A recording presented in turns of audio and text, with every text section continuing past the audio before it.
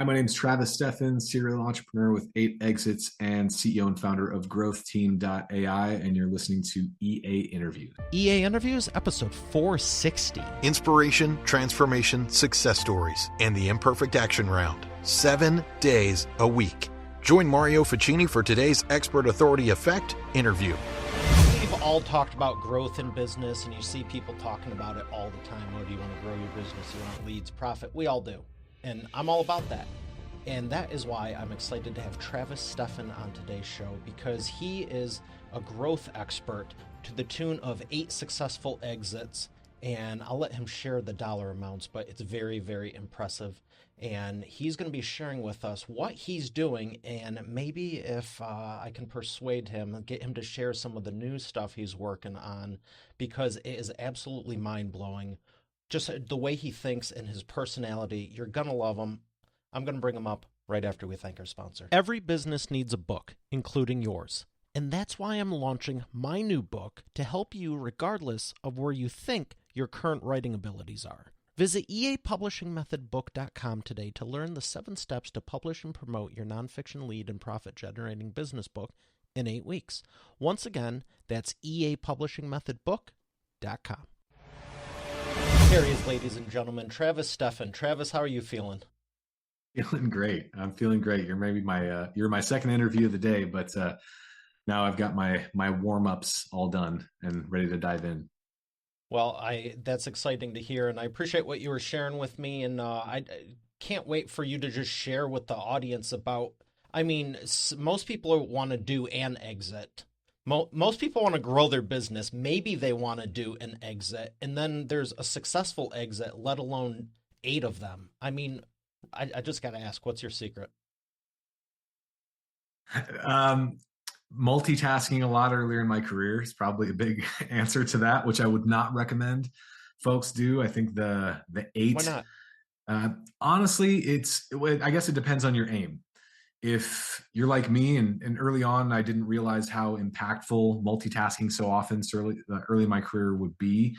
It was the most accelerated form of on-the-job education I've ever had and wouldn't trade it for anything. But there were people who were disciplined enough to just do one thing and stick with it for over a decade. And regardless of their ability as an entrepreneur from an intellectual capacity, they were able to create phenomenal financial outcomes for themselves. So if your goal is money in the bank, oftentimes deep focus wins. If your goal is to educate yourself to do something that's earth-shattering and can change the course of human history, that's a really, really big problem, and you need a lot of reps to train yourself, then maybe doing more things early in your career is an enhancement. Do you think there's a happy middle ground? Yeah, I would imagine so. Getting involved in an ecosystem as much as possible. I mean, even outside of the companies that I built, that, you know, the exits I can kind of take credit for to some degree. There have been others that I've built that I haven't been the founder of that have exited or gone public. There have been ones that I've been part of that I've been the founder of that haven't done anything and that have completely cratered. I'm also a mentor for some of the top accelerator programs in the world on the growth side of things. So the big Silicon Valley accelerators, I'm in basically all of them as a mentor. So being able to get involved in the ecosystem and just put yourself in a lot of different situations and see a lot of different scenarios play out. Every one of them teaches you something. Every one of them is going to make you better as an entrepreneur. And it is a rocky road, regardless of how incredible you might be. If you're pushing the boundaries and you're doing things that are worth doing, they're going to be ups and downs. But I would say maybe a secret is just continuing to frame failure as yet another learning opportunity and framing the worst case scenario as an inconclusive test. So looking at things as an opportunity. I had this great opportunity this weekend. Yeah, think about it like this. I mean, when we talk about growth, a lot of people will talk about tactical things like conversion optimization, for example, which then dovetails into the scientific method. And if we look at the scientific method through just a very broad lens, it starts with a problem statement. This is exactly what is happening right now. And in a very simplistic case, let's say you're an e-com company and your visit to purchase ratio is below industry benchmarks. And if you look at that as a problem statement and your hypotheses aren't just what can we try like most people have, it's more like why is this thing happening? Let's seek to understand. And your experiments are ways to validate or invalidate that understanding. Your failed tests and your successful tests are both incredibly instrumental to your success because they allow you to iterate on your understanding of your customer a lot faster. The absolute worst case scenario is an inconclusive test where you've put in a lot of effort and you haven't learned anything.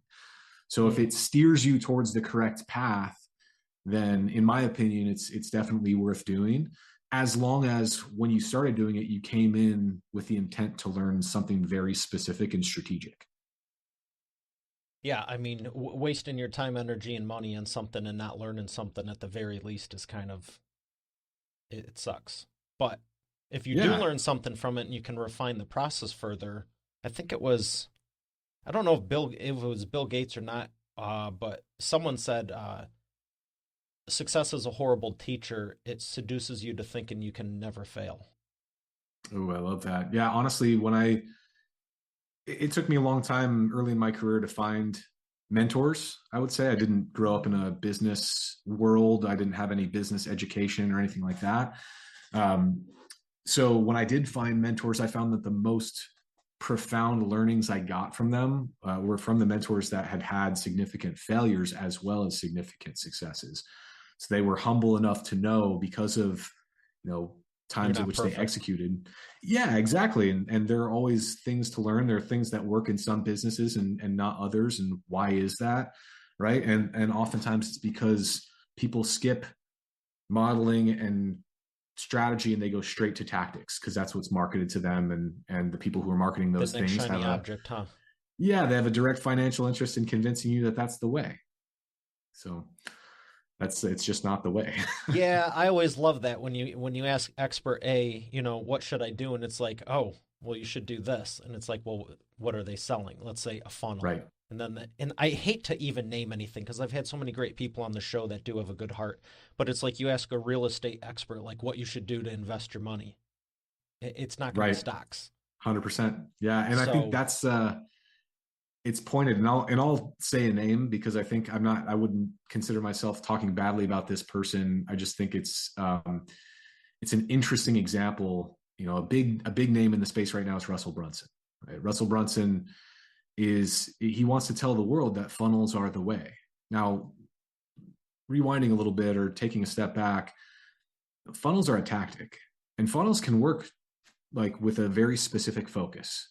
Funnels by themselves, and especially specific types of funnels, book funnels, are yeah, exactly. It's like very specific applications that they want you to teach, or they want you to believe are the way that you succeed. And it can be sometimes, but you won't if they're not, you won't know why. If they are, you won't know why. And because it skips several steps. Now, obviously, he's selling a funnel product. And so he has a direct financial interest in wanting you to know that this is the way you start, this is where you end, nothing else exists, this is everything. And especially since it worked for him, he's going to passionately believe that. But if you look at some of the most prolific growth stories in the history of business, it wasn't just a funnel equation. It was a lot more, and funnels were a small piece of that puzzle.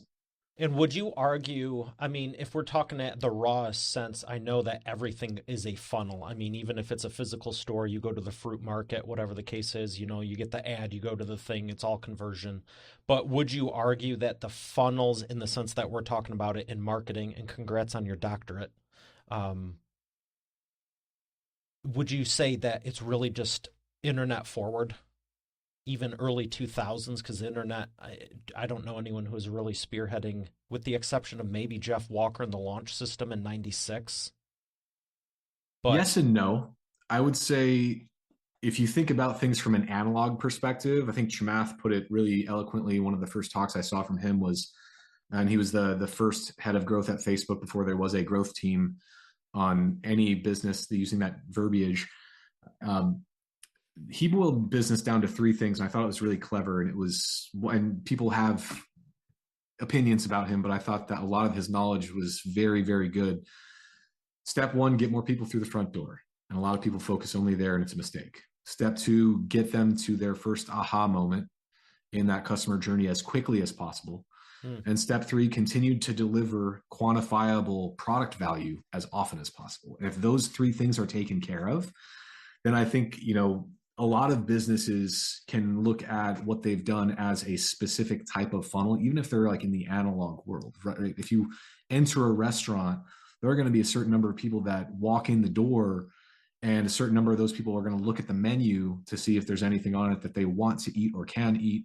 Some of those people will leave, and some of those people will be seated, and different moments occur along the way. Now you can digitize that into funnel software and things along those lines, but it really is just a series of micro conversions that you're thinking in terms of taking a user on a journey to taking a set of specific actions. Some will, some won't. And I do think that the funnel verbiage, like the word funnel, is unfortunate because it really refers to a linear path.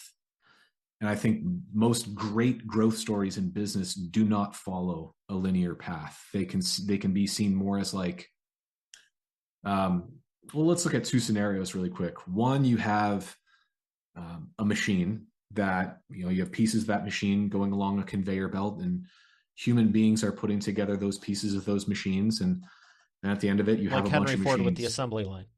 The assembly line, perfect analogy, right?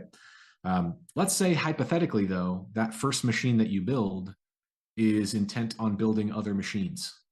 And the second machine you build is also intent on building other machines. So every single aspect of what you're doing as a human laborer in the system ensures that every single effort spits off compounding returns.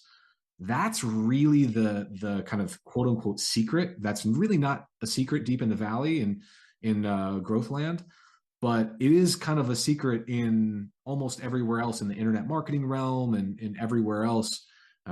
So I just always found that really fascinating that was absent. And one of my books is on a very specific part of those, kind of loops, right? A lot of high level growth minds will refer to loops. And that book, Viral Hero, is all about viral loops and how customers can actually create those concentric, those compounding growth stories for you. But you can apply that same methodology in any customer journey type, whether it's inbound or outbound, whether it's online or offline sales. Exactly. Yeah. All of those, if the economics are correct in those steps along the way, like, what your targets need to be for that to be a sustainable path for your company to continue, proceeding over time. Like, for just going back to the example of funnels, when someone says we're going to carry this note for 43 days, but then we hit profitability at 45 and beyond. Yeah, that's one way to look at it. Sure. I'll give an example here. Product that most people are familiar with in the business world is LinkedIn. Early days of LinkedIn, their model dictated they couldn't use the vast majority of channels out there. They were, essentially a niche social network. So they could only use the channels that were available to them economically, i.e. B2C virality and SEO. Like, those two things had to be the way. So they had to build the product accordingly, because you can't build a product like you can't fit a channel around a product. You have to build a product for a channel, so you don't have control of the channel. So for them, they realized, okay, how can we create network effects or catalyze network effects in the system? Here's where, when we're bringing you on, you're inviting your professional network, and here's why, right? To make your status improved, which can be a direct translation into money in your pocket. In so doing, they also asked you to create a user profile and a company profile. And their company LinkedIn packaged those profiles as user-generated content that then got indexed on search. So as those network effects, when you invite your network, proliferate, and you start to see certain of those like linear channels start to work, every single user that comes into the system creates these pieces of user-generated content that get indexed. When you search for their business or you search for their name, LinkedIn will come up. As you feed more people into that system, that breadth expands so much that it compounds, and it compounds onto itself. It wasn't only until they saw that was as effective as it possibly could be that they added more, to that growth machine, in as much as they, updated their business model so They could sell like business to business tools. So they can unlock other aspects of their growth machine and like add new, superchargers to that engine, so to speak. Meaning like their sales navigator or their like business tools and their job boards and things like that. So suddenly they can have paid sales reps in the machine that batch acquires these businesses. But when they do those, and now they're enabled to do so by the economics because they're selling in mass. But as they do that, every one of those users who goes through the system still creates that user generated content. So and then they're building the platform out. Exactly. And if you think about YouTube through the same lens, when people think about going viral, so to speak, it's not a video that ever goes viral. It's YouTube itself that goes viral. Like you're just a viral mutation. If you think about like the flu, the reason that everyone in the world isn't vaccinated against the flu, for example, is because the flu changes every single year and different strains pop up because it's its natural survival mechanism of that entity, right? Of that organism. And so if you think about YouTube, if there was just one video on that system, everyone in the world would have been exposed to it. Everyone would have forgotten about it by now, and no one would have ever gone to YouTube again. But because of the fact that people still continue to create content on YouTube, and when they share that link or they embed the player or anything along those lines, people are still getting a new and fresh experience of YouTube every single time. So YouTube continually spreads virally. And people can kind of piggyback on that through a form of direct response marketing in creating that content that kind of piggybacks on that existing audience. But, through that lens, that is like the platform is what's the virus. And we're all just kind of the hosts and the content we create are the mutations. That's a really good analogy. And you got my wheels turning here, especially with the YouTube thing, because, well, clearly I love video and it was actually my first book 10 years ago, but I think most people do look at YouTube as like that's where we're like this container or bucket you're putting videos into. But that's such a great analogy because the reality is we're the ones keeping the social networks going. We're keeping the experience good. We're the ones making the experience. Yes, exactly. So they don't have to, right? It's cheaper. Now think about Facebook, right? Like they should be paying us. Right? Yeah, seriously. The platform is the same. Their platform is designed to generate attention. But the mutation, you don't have the same experience in Facebook basically ever because they've caught on to the fact that, like for me, I'm on Instagram now. Finally, I'm actually on social media for the first time in my career because I'm actually like trying to teach people how I've done some of this stuff. And I don't follow very many people. I only follow like cute animals and like a couple people that inspire me, and that's it. And it was very strategic because I didn't want to get caught in the addiction loop of some of the content on there. But what happens is very quickly, within like 10 seconds, my scroll is gone. And now they're showing you recommended content because they know they want to keep the viral mutations alive to give me a fresh experience every time.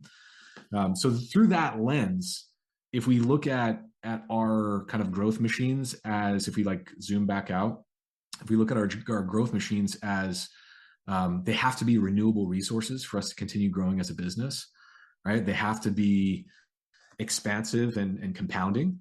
Like that then unlocks a whole world of new potential product value that we can inject. It's not just a linear flow. It's not just, one of those situations where maybe you try. Like, how often do you hear it where an entrepreneur's like, I'm going to try this one method, or this company here is trying to sell me a webinar funnel, or these guys are trying to sell me like SDRs or Facebook ads or whatever. I'm going to just try everything, see if anything works, and then just throw some mud against the wall, see what sticks. Exactly. And sometimes nothing does. Right? How do you even know it's the right wall? You don't unless you have a growth model and a strategy, right? So and you can run different scenarios. You can figure out why things work and run cohesive sets of experiments to do so. And experimentation is a pretty common topic, but I still find that 95% of companies that I run into do it like very, very wrong. It's like, what are we going to test today? Let's test buttons. Let's test headlines. Cool. It's just, you're putting on a horse race in that case, right? You're not learning anything. You're just saying, we don't know how to make a decision, so we're going to do both things at once, and we're just going to choose the thing that outperforms the other thing, and that's just a bad. But what if bad it's the way. wrong thing for your audience? What if it's the wrong thing of your audience, or what if it succeeds and you have no idea why or how to take Right. those learnings and put them elsewhere in your process? Or Yeah. you don't know why it fails, and you can't use that learning to figure out why other aspects of your customer journey is failing. I Like think that's a that's the nightmare worst situation. personally. It's like, okay, I cool, it agree. worked, but we have no clue why. Yeah, Like I mean, deconstruct it. We're and I not think going to we act like we know everything. Like something worked. We clearly are in the ballpark, but I see a right lot on of the people money. doing that and then teaching it. And I'm like, oh, how'd you figure it out? I like, there's this just air. I'm like, something's not right. And they're like, oh, you know it all. Like, Yeah, if you can't articulate it, you don't know it.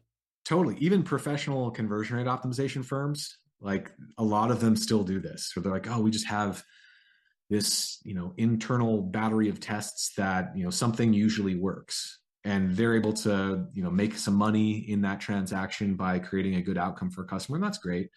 But the customer doesn't understand why it worked. The company that did it doesn't understand why it worked. They just knew that some things do, and when they try enough of them, they'll hit some home runs and they'll make Mm. some money, right? It reminds me of when I was acting and modeling the photographers, and it was like there's photographers who would, and I worked with one of the best. Um, we would set up for hours to take 5 shots, and then there's other people, and you see it on TV all the time. They're like hundreds of pictures later, and they're like, "That's the one. Oh, I love it." And it's like you had no clue. Yeah, totally. I mean, that's a great example. Honestly, the worst thing that could happen for an entrepreneur is definitely an inconclusive result. Like you can't take the mountain of effort and money that you just poured into something and know exactly why it worked or it didn't. So you can't reuse it again. You have to go through that entire process again. And we wonder why so many businesses fail. Yeah. I was going to ask you earlier on, how much do you think passion comes into play? Well, so Tony Hsieh, when he wrote Rest in Peace, wrote Delivering Happiness, he outlined three types of happiness. The first one, the most fleeting one, is pleasure, right? And it's what feels good. The second is passion, right above pleasure.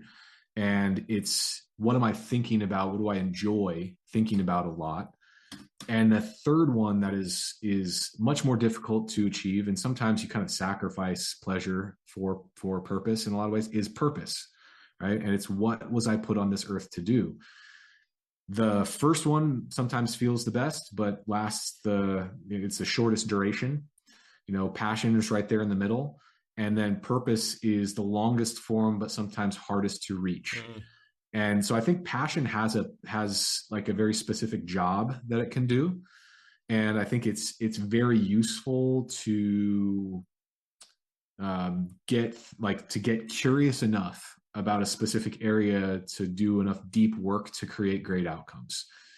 But what I've found are some of the things that I'm passionate about. If I try to turn those into commerce, I quickly lose the passion for it, because the Hmm. job that I was hiring, quote unquote, that passion to do for me was to just be fun and interesting and be something else to think about during my day, and didn't necessarily translate to the reason that I was put here. Like, I love fantasy football, but if I built a fantasy football company, I would be having a conversation with myself every single day on what I'm contributing to humanity. Right. Hmm. I was passionate early on in my life. I was a professional athlete. I fought professionally, and I played a professional online poker. And both of those things I was really passionate about. I was obsessed with, and then eventually had a moment where I just sat down and was thinking to myself, what am I doing with my life? I'm either getting punched in the face for a living, or I'm trading money with a bunch of other nerds on the internet. Like, what am I contributing to this world? If I died today, Hmm. what would I be remembered for? And it was basically nothing. So I think it has a job to do, but shouldn't be seen as itself in a vacuum the outcome that you're hunting for. When did you have this realization that I want to change things and leave a lasting impact or a bigger impact? It's hard to say, because I think when I was a child, I was arrogant enough to think that, I mean, there are, God, what is it, like 8 billion people on this planet, and we're here for just a very brief instant in time relative to how long other things have been around. And I had the audacity to think that I mattered enough to leave some sort of impact on humanity and change the way things are done in some capacity forever. Um, it's a blessing and a curse to still believe that today, I will say, because there are a lot of really, good businesses to be a part of, but there are ones that I have been a part of and I've left, or ones that I haven't been a part of, and maybe financially I should have, or companies that I should have stuck with before selling them, and just didn't align with that level of impact and reach, and how it could potentially impact humanity. And because of that, I just found it really difficult to give it my time. Yeah, if you don't have that interest, regardless of passion, if you don't even have an interest in it, Yeah, that's where purpose comes in, right? That's if I know that I'm put, if I believe deeply that I was put here to change things forever, for somehow alter the course of human history. If I'm doing something that doesn't align with it, it becomes very, very difficult for me to focus for a prolonged period. Maybe I can get myself to do that for 6-7 minutes. Yeah, and honestly, it's interesting because some of the most difficult times in my career have been right after I've sold a company and the deal indicates I have to be a part of the combined entity for a specific period of time. Oh, like 6 to 12 months or something. Yeah, but in some sort of subordinate role, right? Where I'm just running a business unit. And those are tricky because I kind of have to distract myself during that window by doing other things and multitasking and so forth, because I want to distract myself away from knowing that there's a ceiling on the impact I can create and the achievements that I can reach. Yeah, it's I talked to so many people, and even before the show, I talked to a lot of people, and it was like there's some people who I feel like they're so driven, and they're fantastic, like you said, they're making that financial impact. But what are you doing for the world? And some of them are doing both. It's not, but I see so many people that it's like, oh no, if you have a passion, start a business, and it's like there's a lot of stuff I'm passionate about, but this ain't no joke. Like I don't know if I want to deal with much more. Right.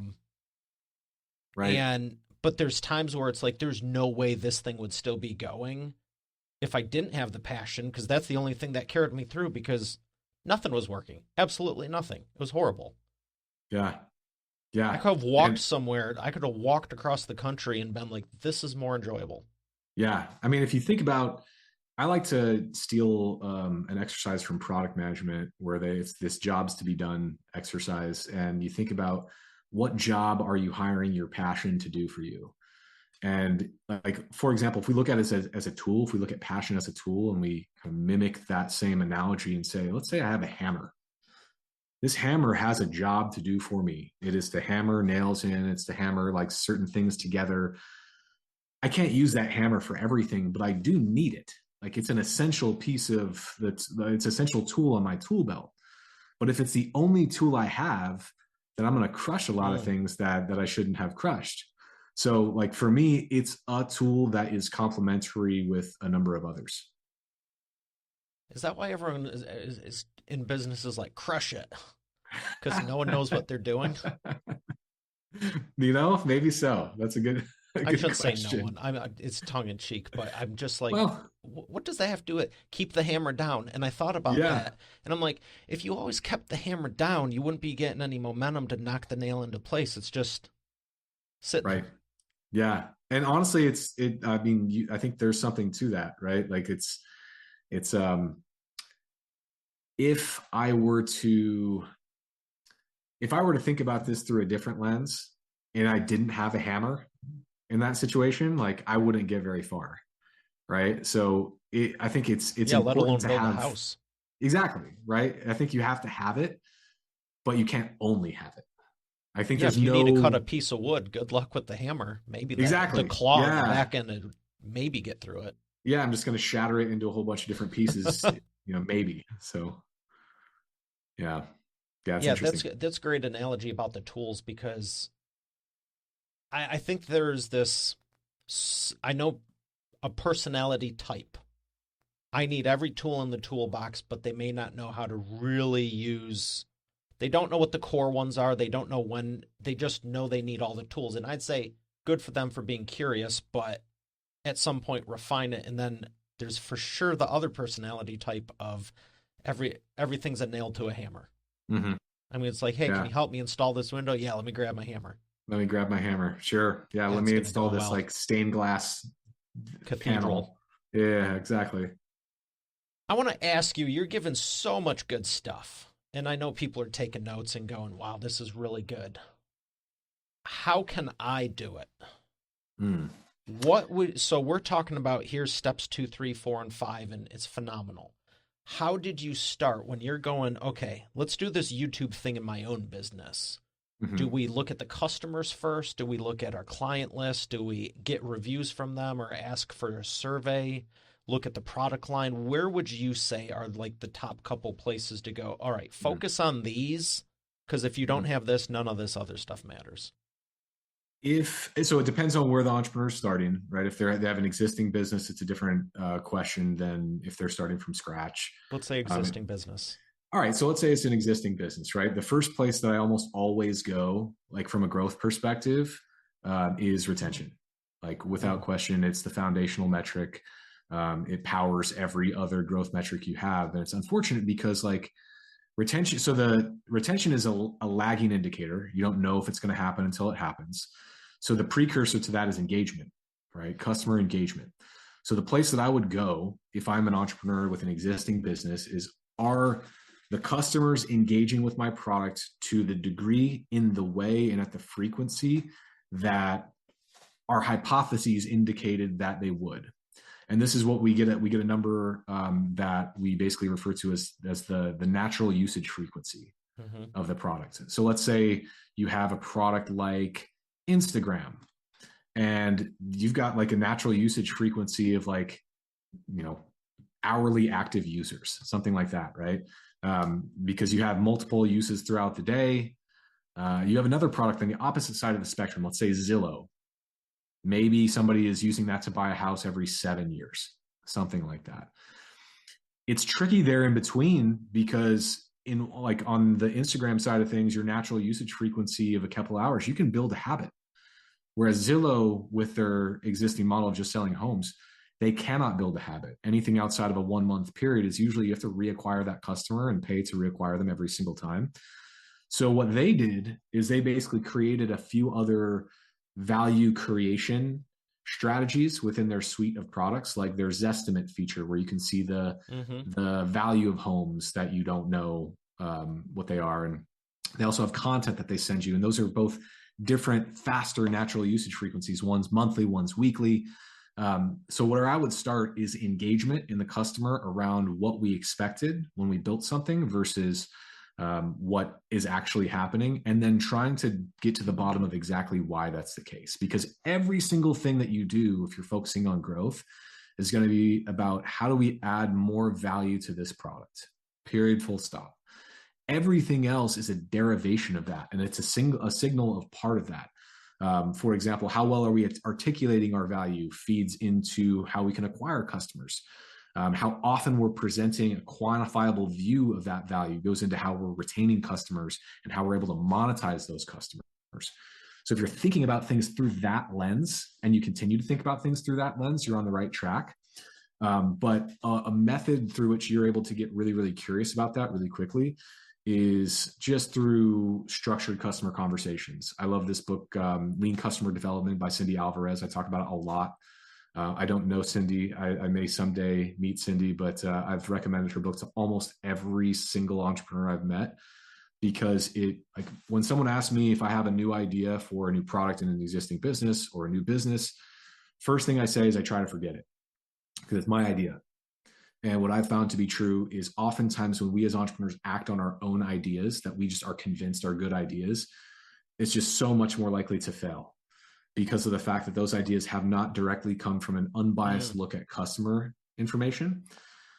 If, however, instead we do 20 or 30 structured interviews with no idea, and the job that we hire that idea to do for us is bring us to the table and get us interested in a specific type of customer, interested enough to have a specific set of conversations.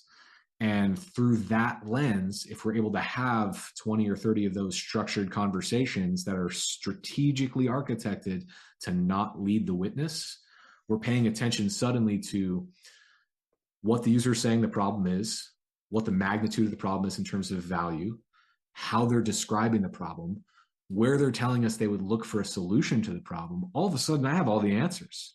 I know where I'm going to market. I know what my sales copy is going to be. I know what outcome the product has to create. I know exactly how they're describing the experience with the product. I know how much they would pay for the product and the value it would create for them. Like, I'm getting all of those clues. I'm not having to make any arbitrary decisions that are based on random information that's unrelated and not causal. So through that lens, I would say like that's the biggest hack for both of the existing and the new entrepreneur. Wow. It was a great masterclass right there. Seriously. I'm going to go back. You're giving me ideas for my book, my training, everything. Like, man, I just spent like over a year refining it, but holy smokes, like I want to refine it now. Is there anything that else is even a close second, or just hone in on this? You definitely want to build your growth model without question. It's one of the things that we do at growthteam.ai is we build growth models for companies. We train people as growth leads to place within companies that need growth leadership and so forth. So we place people that are trained in our methods with our tools, creating compounding exponential outcomes. We have a process for every single decision that could potentially be made. If you're experiencing X, then do Y. If you're experiencing A, then do B, et cetera, et cetera. So like if you don't have a growth model and your strategy hasn't been birthed from that growth model, if you're skipping straight to tactics, you're just gambling at that point in time. And I've done that in my career, like before I was able to discover this sort of thing. Professionally, yeah, you're gambling with your entire business, with your livelihood. You might not think you are, but you absolutely are, because a lot of these tools that are being marketed to us as potential solutions to these problems. First of all, the people that are serving me those ads have a direct financial interest in me seeing them, right? Because every single click gets money in their pocket. Now, those entrepreneurs that are posting those ads have a direct financial interest in me thinking that that's the truth. I need to see numbers. I need to make sure that I know, based on everything that I know about my market, my model, my product, my channel, like all those four things have to fit together. It's not just product market fit. Like you have to look at market, model, channel, products, right? All those things have to fit together in a very, very specific way and have to enable one another. And through that lens, I get an instructed view of what the path needs to be. With a growth model, to what degree every single step in your loops have to perform. And you get an example of how to generate different scenarios such that, okay, if I generate a 10% improvement on one of these steps, which step would I need to focus on to generate me the most profound returns at the end of the year? Like, you have an instructive deterministic system that allows you to do that. And so you have very, very clear whys behind your actions. It's not just, let's just try this thing because it worked for this other company. You have like blinders that you can put on, and you can actually answer the question, how does this company grow? Right? I can actually answer that question now. And everyone in my organization can answer that question very, very clearly. And when they have that specificity, if you have other people in your organization, suddenly you're actually utilizing everyone's full creative potential, because they know, like Jocko Willink in Extreme Ownership calls it commander's intent. And that's like super applicable to business, because things move so quickly that you have to adapt on the fly. And if you don't give people the lens through which to see the world in that context, they're going to be robots and you're going to die. So yeah, because if your team can't execute on the vision, what I'm hearing a lot is it makes everything more succinct. Makes everything more succinct. It makes everything more specific. You know exactly why you're doing everything you're doing, to what degree, how fast the customer needs to follow the specific process. Like, for example, an example here is I hear a lot of folks, let's say in e-com, they talk about the CAC to LTV ratio, customer acquisition cost to lifetime value ratio. Bad metric to look at because of the fact there's no time box, right? So if you have your CAC to LTV and let's say it's 10 to 1, if you have this other company over here and it's 5-1, but your 10-1 CAC to LTV happens over the course of a year, and the 5-1 CAC to LTV happens over the course of 3 months, I'm taking company B every single time because that loop can compound 4 times before this one completes once, right? And like that's the exponent in the equation, the cycle time. So all these things need to be accounted for. Otherwise, we're just randomly trying things. Some of them are with varying degrees of knowledge, and some of them are just flat out guesses. But to some degree, you're still just playing a probability game. You're phenomenal. I have Thanks. thought a lot of this. You are so well articulated with all of it. It's incredible. I'm like, yeah, I get it. Yeah, I've done that. I get it. This makes total sense. And everyone else should. I've been saying this. Yeah. But the way you say it makes sense, I'm like, stop it.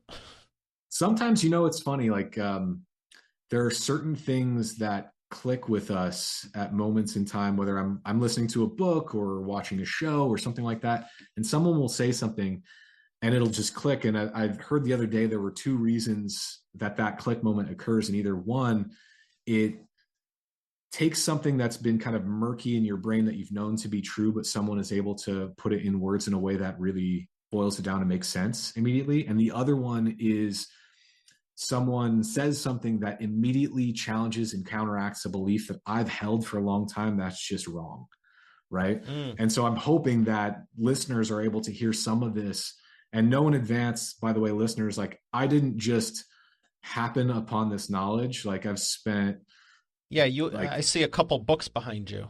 What's that? Oh, yeah. 200 or 300? All those, yeah. I mean, all those plus a 500 plus Audible library, and there's other shelves in this room. But it's also 15 years in entrepreneurship, trying so many different things, failing. I've gone broke a couple times once I was like $1 million in the hole because I took such a big swing and bootstrapped. Was able to climb back. But then after that, just, getting involved in the ecosystem to the degree that you're seeing every single possible derivation of any problem and the consequences of doing things wrong. And also like, I've tried to then get as much out of academia as well. So like 2 graduate degrees, 1 pending doctorate, like all those things. I'm still a beginner in so many of these areas that I'm trying to find connections in. But if I'm able to kind awfully like a newbie. Well, there are a lot of these areas that I've been able to centralize my focus in, but like every single conversation that I get to have with really, really smart entrepreneurs, I'm learning various ways to iterate on the kind of playbook that I've been able to build that we can now give companies that we work with. That's phenomenal. Good for you. Thanks. I love the ongoing learning. Yeah, it's honestly the biggest consequence I've felt early on in my career, probably halfway through my career at this point in time. I found that one of the biggest breaking points for me was after my 5th exit. I mentioned it briefly that I went like over $1 million in the hole and kind of wiped the slate clean on my entire net worth, after that many years. And I had to start from scratch, below scratch, right? And a big reason why was because I had gotten off on this thought that I was becoming an authority and more of a guru rather than a perpetual student. And that was like the vow that I made to myself in that moment. Like, I will never give up the role of being a beginner ever again. I'm always going to just be the person that's asking all the questions. Why? Tell me more about this. Tell me how this works, et cetera, et cetera. And even when I feel like my resume is like amazing, I don't want to get out of that seat. Like it's only been this year that I actually like allowed myself to go out and start kind of imparting some knowledge onto others again, because there was like a fear there for a while that the impact I was making that for them would feel so good that I would shut off the beginner's mindset in myself. Like that's when we get into the pleasure, right? From I think it's part of you. I've thought that very same thought before too, like especially when I launched the show like a year later, like I know what I'm doing, and I'm like, no, I don't. Yeah. I think it's part of you, because there's been times when business, the show, publishing, the software I created to build WordPress websites automatically in under 5 minutes, all of them, you have the startup phase, they start going well, and then it's, oh, cool, finally, now I can relax like I've been wanting to. But then it's like, hold on though. Yeah. I don't think you need to go run yourself in the ground, but I Mhm. think it's part of us. I wouldn't worry about it because I can tell you your personality and everything. I can tell you're a good person. You're never going to turn into Thank anyone you, that man. we might make jokes about. Much appreciated. Much appreciated. Yeah, So it might go a little bit here or there, but you have nothing to right. worry about. I think Much you just love appreciated. learning. That really is it at the end of the day. Honestly, being able to, and then, trying to kind of take an approach where I want for any mastermind I go to or anything like that. For example, I have a group. It's like an invite only group of like high growth CEOs, and it's kind of like a goal setting and accountability and also a collaboration group. Mm-hmm. It's not really a business at this point. We do charge a little money for it here and there, but basically the goal is for, we boil down big time annual goals down into monthly, down into weekly, and then we kind of post about them and share them with each other, and then at the end of the week share our progress, etc. And one of the items on everyone's list has to be helping someone with one of theirs, right? And through that container, like I've tried to take that with me where, if I'm imparting some wisdom from somebody, I also want to keep my ears really open, because no matter who that person is, there's something that they're going to be able to teach me without question. And then I can use that in a completely different setting, or iterate upon my knowledge, or even try something that maybe they thought was successful in one setting but wasn't in another setting, and that learning becomes such a huge unlock for me. So yeah, I think you're definitely on the right track there. It's like a giant video game, man. Absolutely. I've used this is surreal. I got to be honest. I've used that analogy. And I remember thinking one of the first businesses I started, I'm like, I'm going to do better than this guy because I make everything fun and it's a game. And I mean, Super Mario, Sure. can't go wrong there. There's actually an author, by the way, if you're into gamification. I want to say it's Gabe Zickerman is his name, and he has a book, Gamification Revolution, Gamification by Design, Game-Based Marketing, and he's able to actually boil that principle down into like product value. His talks on YouTube, he gave a talk to Google, I want to say, that's on YouTube somewhere, and it just melts your face. The kinds of ways Say that this his guy, name again. Gabe Zickerman, just Okay. a genius guy. His whole shtick is all gamification. So, taking the Super Mario analogy and transforming it into product management or buyer psychology or all these different areas that can be applicable to growing anything. And it's just a really fun sort of thing to dive into, because you start to see all the connections that you wouldn't have otherwise spotted. It's have you ever seen The Office? Sure. Do you remember the episode when Robert California comes in and they're talking about how can we get growth in here, and Kevin's like using the vending machine example, and he's like, "Oh, you were really just talking about candy bars." And he was like, "Oh, we need to put our top performers on the top, and let's have a meeting about this." Yes, I mean, yes, yes. it's hilarious, but the reality is, how many small to medium sized businesses do look at I say inventory, look at their inventory of what's your suite of products, how are you marketing it, what's the ROI, what's the profit margin, which ones, oh, what do you sell? First off, they can't articulate it. Oh, okay, cool. I have no clue now. Yeah. And what's your most profitable one? Why aren't you focusing on that? Right. When we were doing videos full time for people ages ago, what videos do you want to go out there? Oh, you can literally do anything, but where do we start? Same thing with publishing. You can do 15 books, but what's the first one? Why are you doing it? What's the mission? I think on that note as well, there's something that you said that like kind of is a good reminder. The most common structure in business right now is that silo-based approach, right? Where you have different business units responsible for specific metrics in the business. Brian Balfour, the former VP of growth at HubSpot, now the CEO at Reforge, he uses this concept of a trade-off metric, which is such a killer for silo-based companies, where you have, like, let's say a marketer who's accountable for leads in. and you have a sales team that's accountable for deals closed, and you have a product team accountable for shipping features as quickly as possible.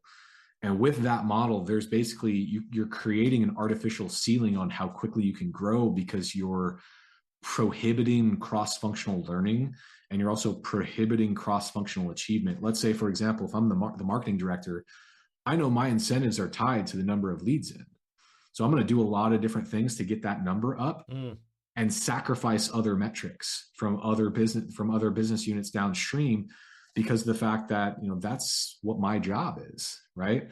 And the same thing for sales. Like, I'm going to close as many deals as I can, regardless of how well their use cases fit the value we create, because that's how I get paid, right? And the same thing is true across the board. If we were instead all after one single metric together, and our incentives were aligned around our ability to understand and create those specific outcomes, it's a completely different structure to run the business. And you're not having, like, you're acknowledging the trade-off metrics that can occur. Like, I don't want to sacrifice leads in for reduced sales or for increased sales velocity, or I don't want to sacrifice deals closed for retained revenue. Like, having worse churn figures is going to prohibit me from being able to raise money at the correct terms.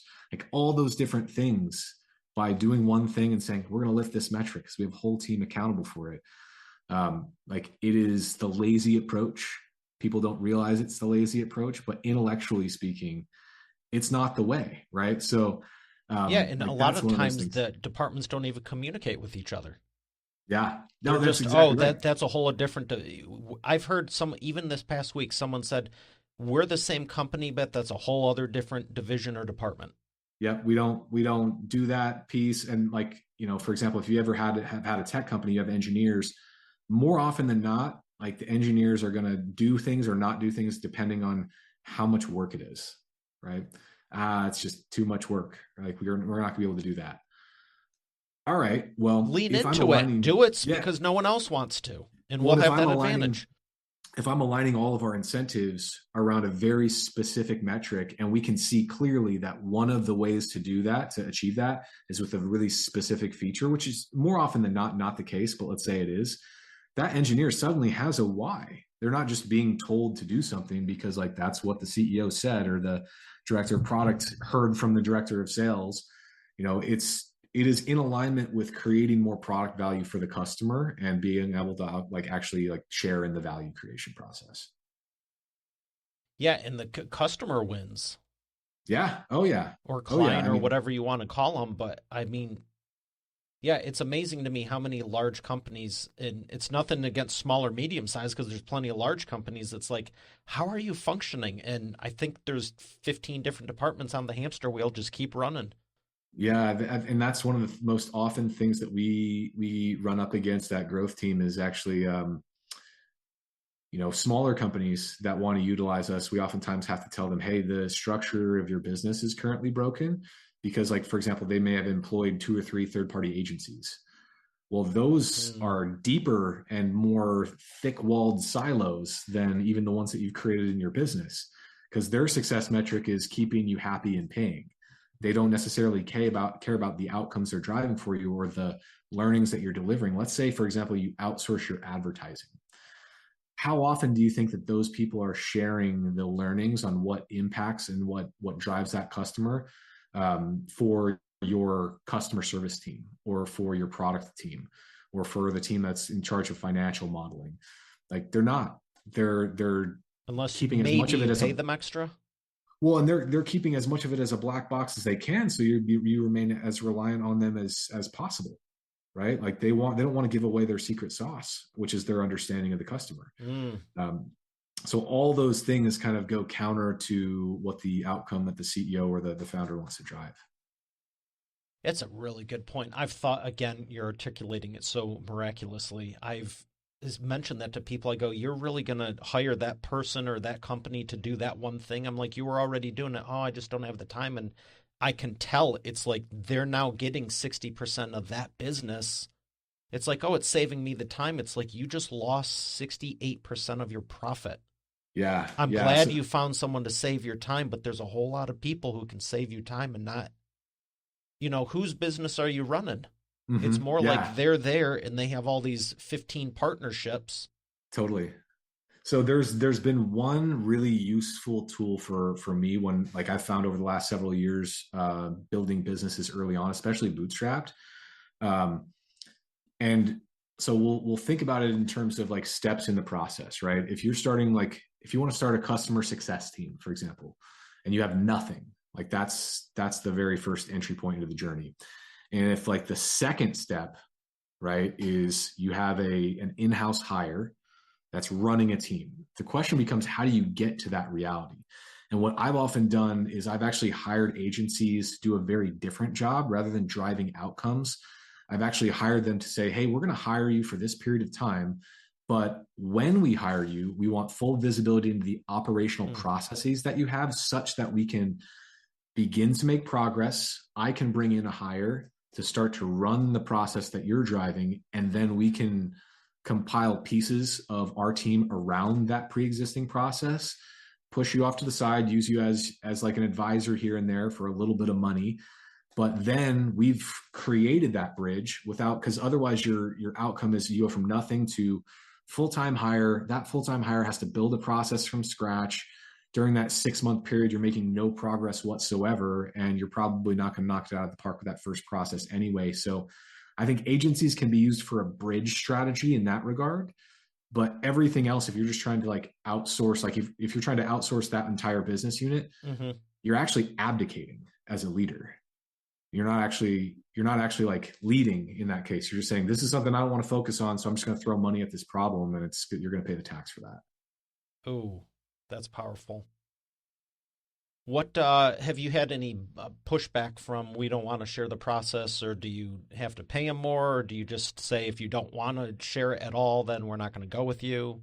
Yeah, we always hear it. Like we always hear that they don't want to share it, and that's just not their normal process. And we say, hey, this is specifically what we're trying to achieve. Like I'll just let them know from with Just no up front. uncertain terms, we eventually want to graduate from you guys. We want to build our own Yeah. team, but I don't want to give up 6 months of productivity. So we can either do it with you, and I'm happy to be NDA'd and not like go sell your process to other people. That's not our business.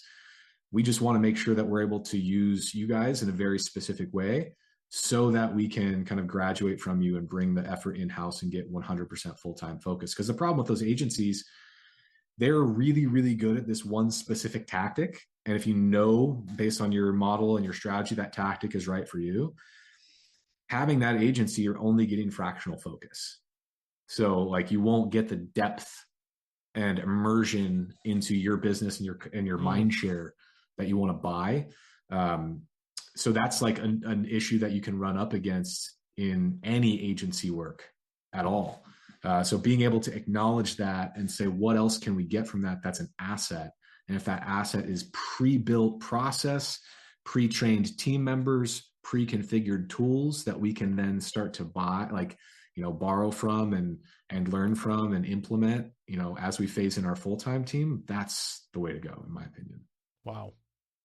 I so appreciate the insight. I want to just keep going with you for like another few hours. I have a couple more questions and everything. Do you have a few more minutes? Sure. I wanted to ask you about like how you got started in this. Were you like, did you have this brilliant mind in middle school and high school, or was it something you developed in college? Well, that's very, very nice of you to say. So I grew up in a really hyper masculine culture in the Midwest, in Eastern Iowa. Being smart was not socially rewarded at all. So I did not acknowledge that part of myself for a long time. Um, and just got involved in sports because that was like the key to the top of the social hierarchy as a kid. And that was really the Mm. only thing that mattered to me at the time was, for whatever reason, that was important to me. So that was what I wanted to engineer an outcome in. And so, took that path and kind of pretended that I didn't know the things that I know, and didn't even really explore and try to learn things a whole heck of a lot because I was just like, I was convinced that there was a different way. Like this other way was not something that I wanted. If we think about what we're exposed to, TV and movies and things like that, as kids, the athletes are almost always the heroes. and like they're like smart people that are the supporting cast members that are like nerds and Right. almost are always never brave and things like They're that. doing And the homework for the other person. yeah, so it was not something that was case modeled for me as something that I wanted. All my heroes were in sports or in, you know, something else, and never in entrepreneurship. I didn't even think that it was an option. So it wasn't until I went to college to play football, popped my Achilles tendon, it tore completely, rolled up my leg, Ooh. was not ready to be done with sports. So that's when I got into poker and mixed martial arts, because I'd been boxing since I was 12 and moved to Thailand and did that. And but I hated it, and I hated every aspect of athletics as well. And I didn't realize it until like just a very specific moment in time where I had the opportunity to go have like a big fight with, you know, a guy that ended up years from then ended up being a UFC champion. And I was afraid, like, just there's no shame around me saying it. Like I had seen this guy fight, and I'm like, there's just no way I'm going to beat this guy. Like, he is an absolute freak of nature. And I'm just some guy, right? Like, I know things about the sport and I'm like a decent athlete, but I'm not at this level. And it just started to make me question, like, hey, I'm not thinking like I think I should in this realm. Like, is this really for me? Maybe there's a different path. And one of my mentors in the sport at the time, like, I had the opportunity to go to grad school to get my first master's degree. And he was like, go to grad school. Are you kidding me? Like, why would you be doing this? Like, look at where we are. Like, this is not what if any of us had the opportunity to do some of the things that you have the opportunity to do, go, like, do those things. So that was a wake up call in a moment where I'm like, this person who I look up to as this like alpha male figure that's like very famous, I am like getting this advice to do this thing that I didn't think ever this person would say I should do. I did get some validation later on down the way that, like, I actually, you know, I went and got like my Mensa card and stuff like that. Just, there's no utility in that whatsoever, by the way. Don't do it. It's really dumb. Really? Yeah, like, I have it, and you get like a little brochure every month of like weird like word searches, and somebody's doing a lecture on string theory and someone else is doing a lecture on knitting, and it's just a very strange community. But like it served one purpose, and that was like, I could lean in. I just wanted to know if I was as clever as I thought it was. That was the question that I had. And so when I learned that, I'm like, I need to actually like become okay with who I am, and like embrace this side of myself, and just start to actually like put some energy into learning things. And it was the first time that I actually, you know, did that, because I never went to class really in school or in grad school, and just got good grades, never went to the library. So the long-winded answer to your question is no. I did not feel this way about myself. You know, to some degree, you know, I still think I have so much more to learn, but I'm starting to, thankfully, because of the uniqueness of the journey that I've been on, have been able to piece it all together through a specific lens and a specific methodology. And hopefully I can share that with other people. I think you already are, and I appreciate you sharing it with my audience. And I mean, even if it was just us, I'm blown away. I mean, I'm so glad we connected and everything. I can relate to like 98.5% of that. Amazing. With the exception of the kickboxing and mixed martial arts. Long time I ago. play hockey, love rollerblading, stuff like that. But yeah, there you go. Hockey. I mean, I think those guys are crazy. So that's different areas, man. So you at least have a stick you can hit something like that. There you go. I mean, sure. True. So one other question, I mean, there's more questions, but this is something I do with everyone. It's called the Wheel of Whatever. Okay. This is kind of a fun through line. I had an idea like 300, 400 episodes ago. Oh, do you want yellow or black? Let's go with yellow. Okay, nice. It just seemed like fun. I was joking around for a few episodes, and I'm like, I should try that. You know, same thing, continuous learner. And I painted it one day, and then did more and did more, and so now it's basically an excuse to give me carte blanche to ask you whatever the heck I want. Notice there's no questions on it. Gotcha. Sounds good. I'm debating between what is your favorite movie, or I've never asked anyone this, and you seem like you're pretty cool. If we were to look around your office desk, what type of food would we find that you enjoy? Well, so the first one, Rounders is my favorite movie, I would say. And Good then I on was my just watching desk, I clips mean, on it 3 nights ago. oh, love it, just classic. Um, on my desk, there's no food, but usually, um, like if I, it depends on the time of day, man. Like the first 90% of the day, I have more discipline than any human on earth. And the last 10%, I have less discipline than any human on earth. So it really depends on the time of day that you ask me. But usually when I have willpower, it's, meat, veggies, rice, egg whites, things like that. And then the last 10% of the day, all bets are off. It's like M&Ms and all sorts Peanut of or crap. regular? So peanut, definitely. Absolutely. Like, and I right? oftentimes and my wife is just like, God, there's like red 40 in that stuff, and like, don't do it. So I'm trying to all sorts of different crap that I'm now You're like, but they're trying to good. attempt. Yes, exactly. And I know that all the people that are in like the wellness field would skewer me for this, because that was kind of like my professional identity for a while, but that's the real truth, everybody. So I have thought you were going to be like Teddy KG Beans that have Oreos. Well, I mean, honestly, You're like, if they're with M&Ms, now we're talking. Yeah, the M&Ms are actually kind of strategic because they come in like the little chunks, and so I can kind of like, make them last a little longer. If they're things like Oreos or things like that, they're all gone. Like you can't have a box of cereal in this house for more than 6 hours. Right. So we just don't have it around here. Almond milk, though? Almond milk, because my wife is lactose intolerant, so like Okay. I don't really mind. I'm a fan of like, you can do both. I do whey protein, for example. Like milk is like the most bioavailable protein source in nature, but it does cause some inflammation, so you kind of have to counteract that in various ways. So trade-offs. Well, I appreciate the insight. We're going to thank our sponsor and come back for the imperfect action round. And I thank you so much for everything you've already shared, but we're going to thank the sponsor and come back. You've heard me say every business needs a book, including yours. And it's true. And that's why I'm launching my new book at eapublishingmethodbook.com, so you can learn the 7 steps to publish and promote your nonfiction lead and profit-generating business book in 8 weeks. But you know what? Don't take my word for it. Take it from a few of my authors, like Lori. And I went from having an idea and a possibility to actually getting my book published. Or Catherine. Thank you for making my mom #1 best-selling author. Or Mary Alice. What he got done for me in 3 days regarding my book launch,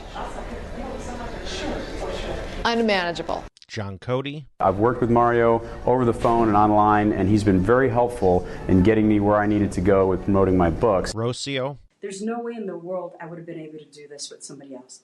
I've attempted it in the past. It didn't serve me. As a matter of fact, I ended up more frustrated than anything. So this has been a very seamless process. Adele. If you're looking for an amazing business coach, I highly recommend Mario Ficini. Or Bill Benner. I can't make a higher recommendation than to work with Mario Ficini. He has been great for me, and right now I won't work with anybody else except for Mario. Hey, their words, not mine.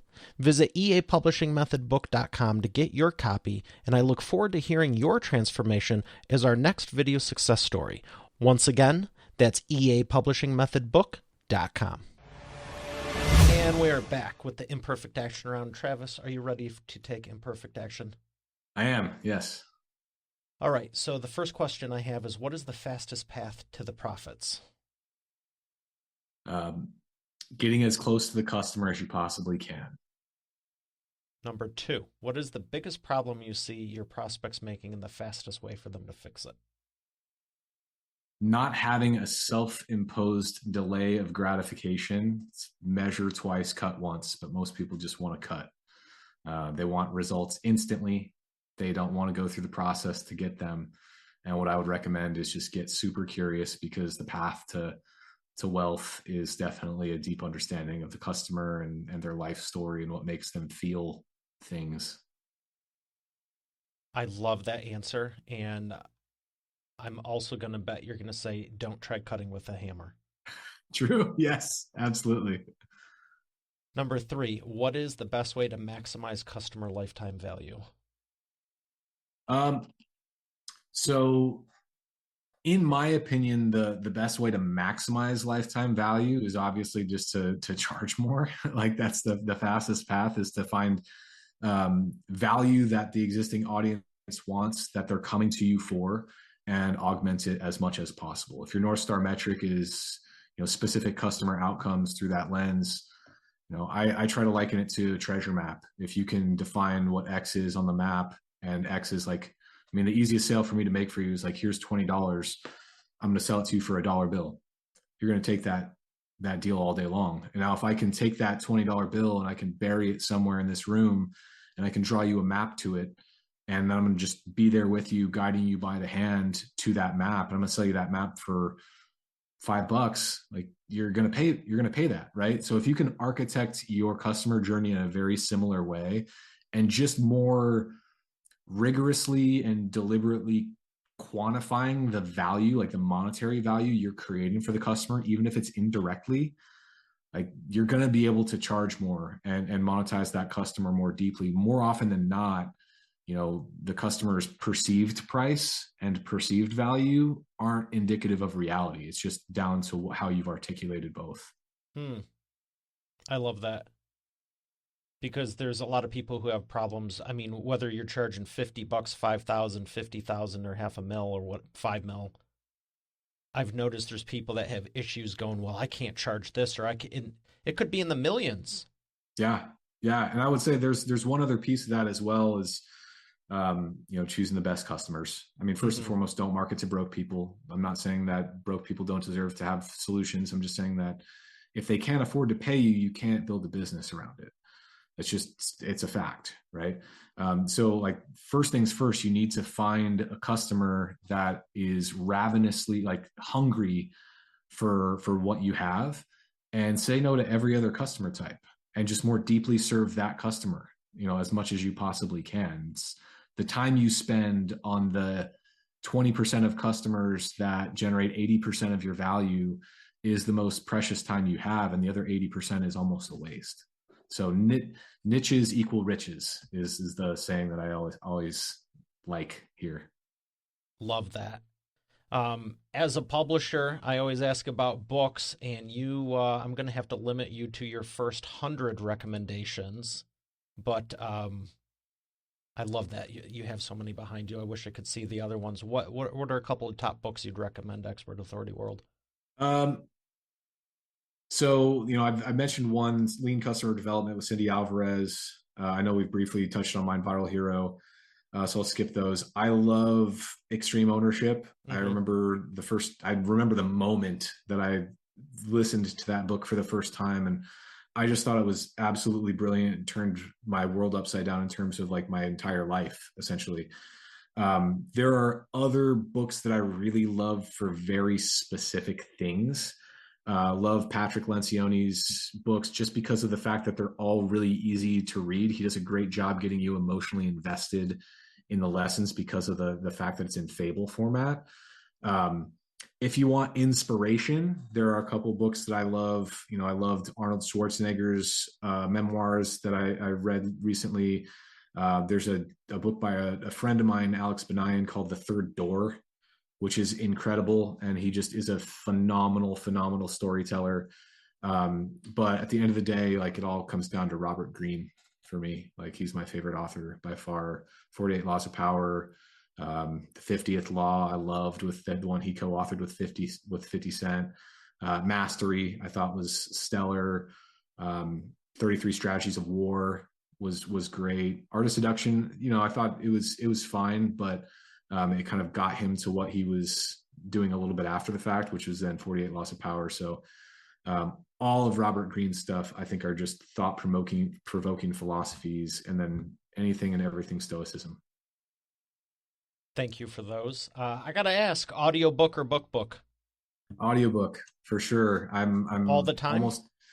I would say like 80% of the time. Sometimes I'll do both at the same time, and I'll have an audiobook while I read the physical book, but I usually do that on a second read.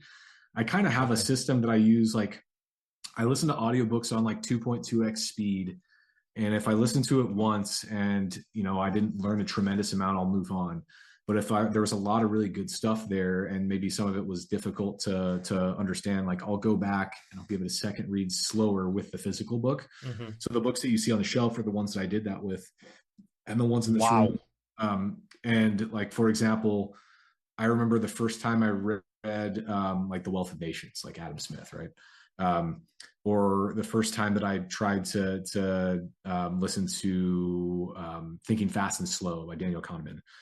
Very long, dense read. You're not going to get all the value from that book until you've like read it 10 times, So, and then another one, I think like Don Beck and his work in Spiral Dynamics, just the most thought-provoking view of the world in terms of like a value-based system. Oftentimes we talk about things like demographics and psychographics, but if you get into Spiral Dynamics, it's a rabbit hole that it's one of those reads where you're like, okay, I need to retrace my entire life right now. Like, and so those kinds of things I think are so instructive in terms of the way that I view the world.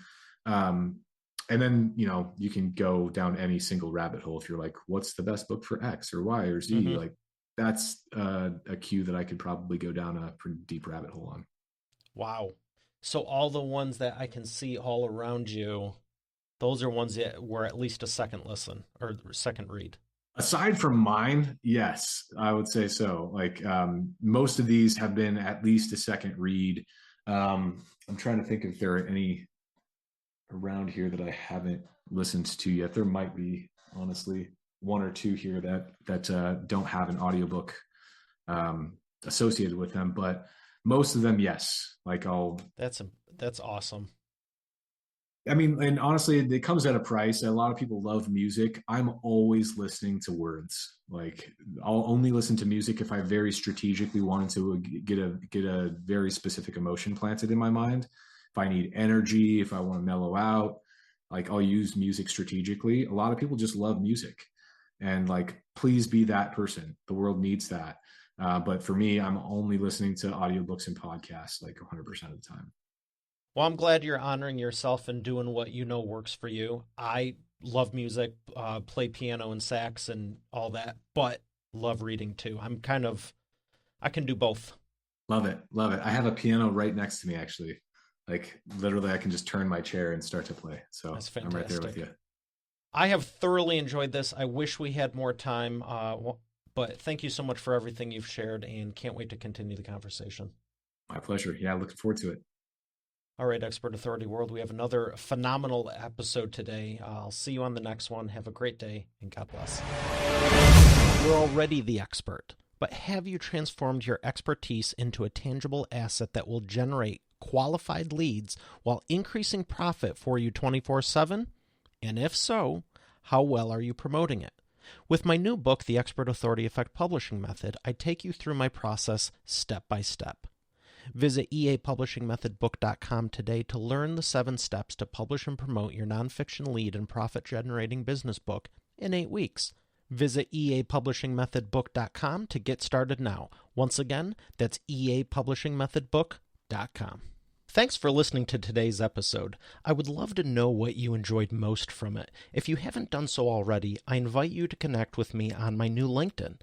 You can go to it directly at eainterviews.com/LinkedIn. Once again, that's eainterviews.com/LinkedIn.